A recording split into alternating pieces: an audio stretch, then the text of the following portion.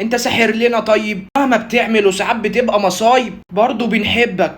بس هو صحيح احنا ليه بنحبك قوي كده؟ يمكن عشان في بداياتك كنت شبهنا، ولا يمكن عشان كل لحظات الانكسار كنت معانا وما سبتناش. احنا حتى لما اتهمناك بالباطل وطلعنا قطعنا فيك، بدل ما تغلط فينا انت كمان او تتبرى مننا، طلعت فتحت لايف عشان تفهمنا الدنيا فيها ايه. انت خليتنا نزعل ان احنا بنخسر 2 نهائي افريقيا بعد ما كنا ما بنعديش من التصفيات بتاعتها اصلا. انت خليتنا بنزعل ان في لعيب مصري يخسر التشامبيونز ليج وقصاد مين؟ ريال مدريد. يخسر ايه؟ انت خليتنا نشوف لعيب مصري بيكسب التشامبيونز ليج، لعيب مصري بيكسب كل حاجة تقريبا. خليتنا نوصل كاس العالم يا محمد صلاح. انت حتى رحمتنا من ذل مجدي عبد الغني لينا، لانه اللاعب المصري الوحيد اللي يجيب جون في كاس العالم. انت يا جدع جبت جونين في كاس العالم، ما اتكلمتش كلمه واحده حتى. انت خليت اساطير فشلت انها تروح كاس العالم كلعيبه يبقى ليها الحق انها تحضر كاس العالم كمحللين.